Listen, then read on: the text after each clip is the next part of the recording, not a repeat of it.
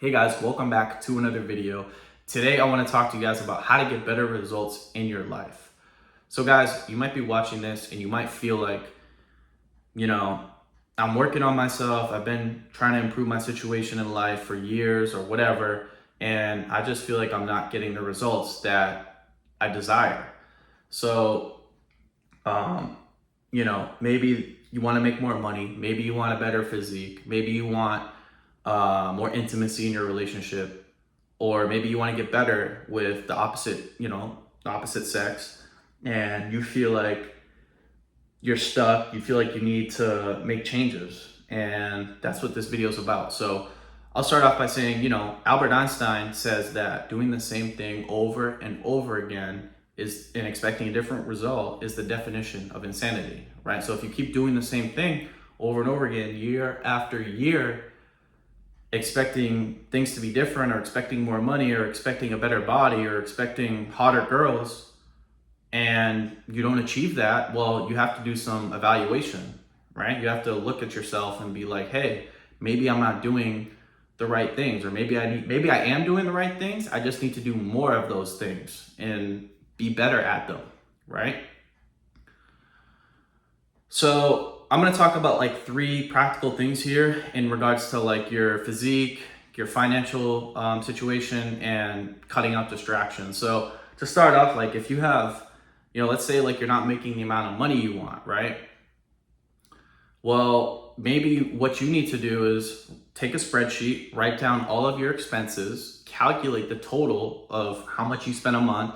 You could include rent, utilities, gas, food, insurance, right? You can calculate all of that. And whatever that total is, you have to subtract that from how much you make a month, right? So let's say you make, I don't know, $2,500 a month, but your expenses are at $2,400. Well, now you only have $100 left at the end of every month. It's going to be very hard to build wealth at a decent pace with $100 at the end of every month, right? So, maybe you need to spend less on food. Maybe you need to start fasting. Maybe you need to live in a cheaper city. Maybe you need to not drive a vehicle. Maybe you need to bike to work for a couple years, right? These are tough things that you may have to do. Or if you don't want to cut, if you want to minimize, but you also want to make more money, maybe you pick up a second job on the weekends.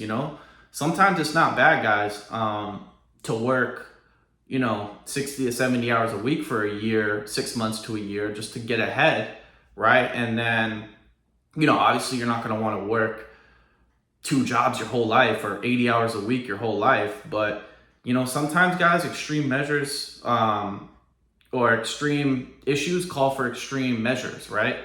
So if you have to pick up a second job, then that's what it is, right? And you accept that, and you accept what comes with that, being tired at times, not wanting to go to work. But hey, it is what it is, right? If you have a big enough goal, if you have a big enough why, and you can see it through, then you'll do it, right? Whatever it takes. You have to have that whatever it takes mentality, right?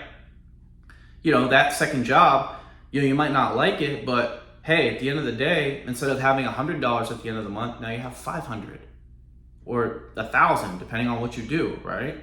And with that 500, with that 1,000, now you can invest more into assets, or you can hire a mentor, or whatever. But the point is that now you have extra money to build your wealth at a better pace, right? Than just having an extra $100 a month or nothing, like a lot of people, right? I read something the other day that I think it's like 60 or 70% of all Americans live paycheck to paycheck. Hey, if you don't pay attention to these things, you're not gonna just magically be rich one day. You have to pay attention to these things. You have to track what you're doing, right?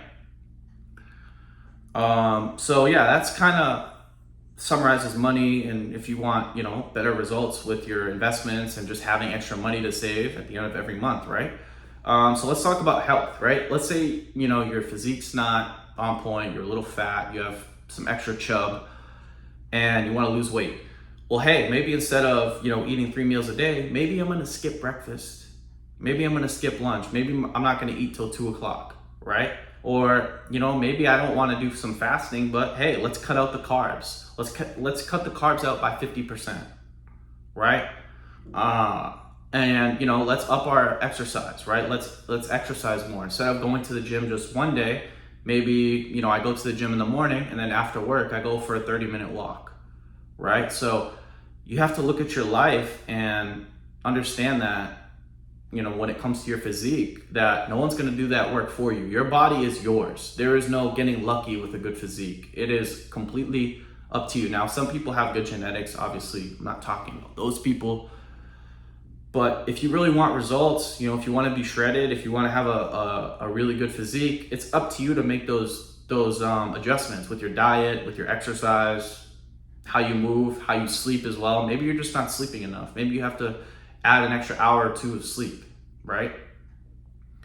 So that's very important to really comprehend, right? And then at the end of the day, guys, if you're still struggling with these two areas of your life, or you feel like you're behind, sometimes you just gotta cut out distractions, right? In a previous video, I talked about, a lot of the vices and bad habits that prevent people from really moving forward.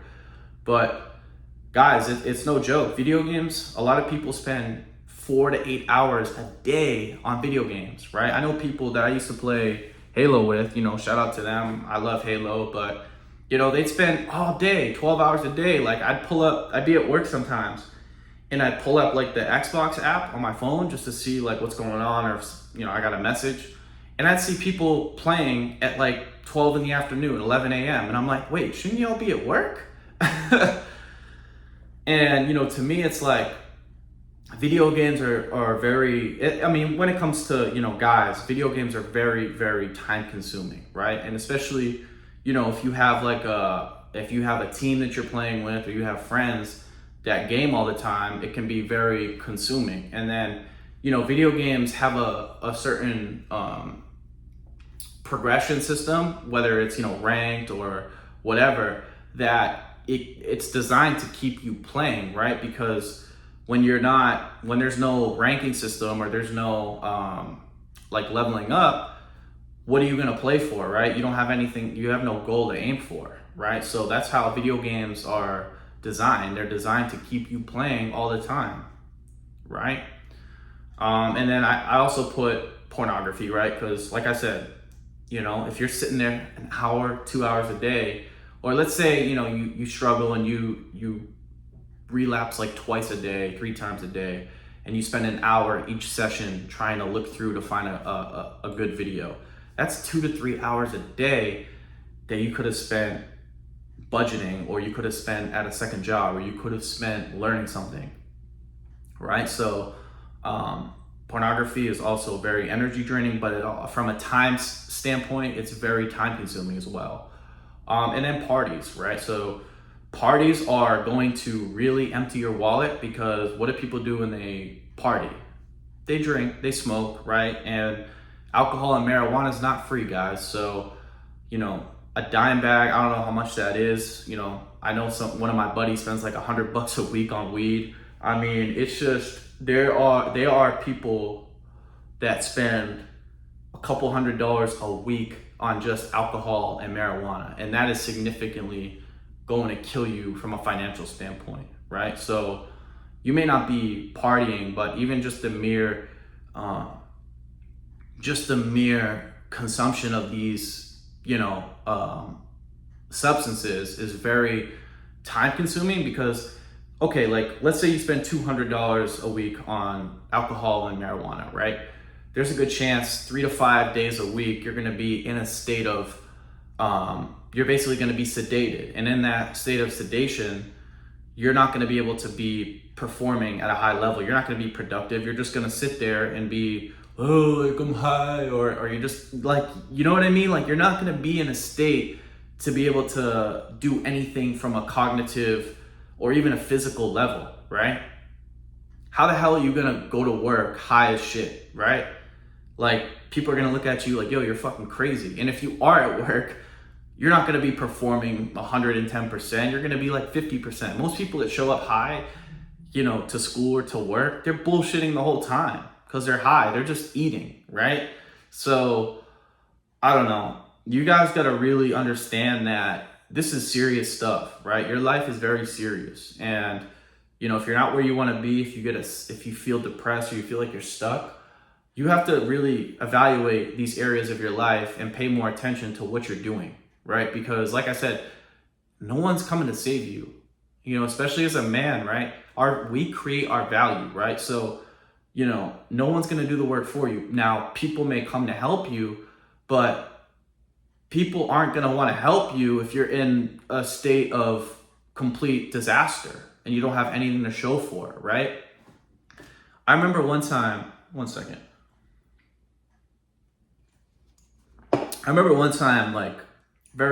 was very profound. I think it was like 7th grade.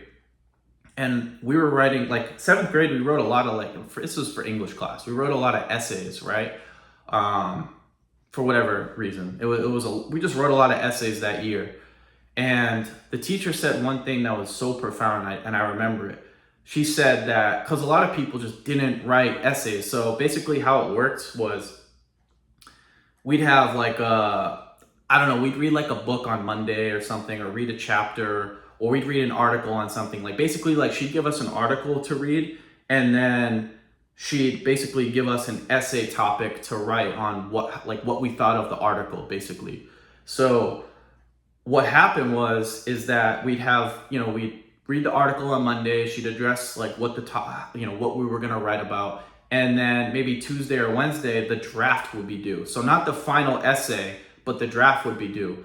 And half the class didn't even write a draft, right? And basically something she addressed to the class, which was really profound, and it kind of sinks in now. It's she said that even if you guys, basically she said, I'm not asking you to be perfect for the draft, but if you have, basically she said, if you don't even have a draft, if you didn't write anything, there's no way I can even help you be better.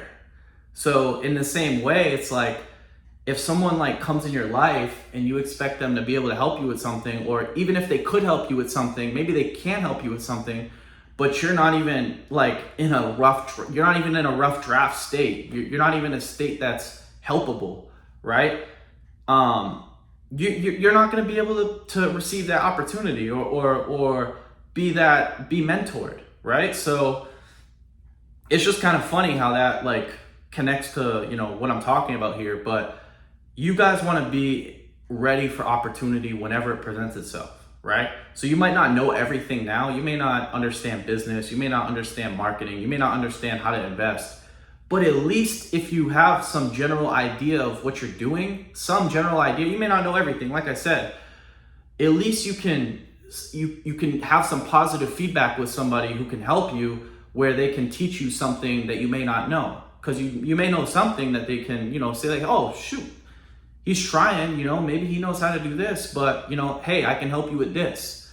But if you know nothing, or you're a bum, or you're just not doing anything with your life, how do you expect someone to come and help you, right?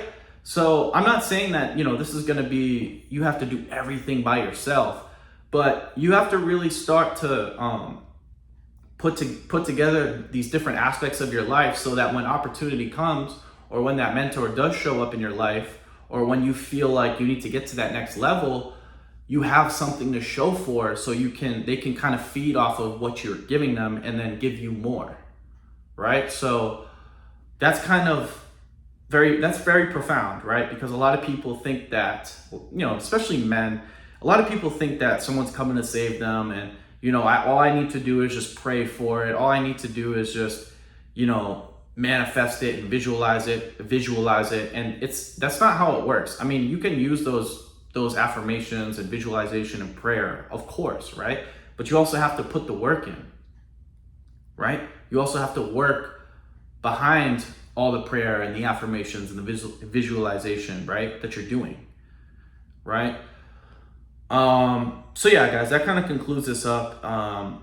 If you feel like you're not getting the results you want in life, definitely consider evaluating these different areas, right?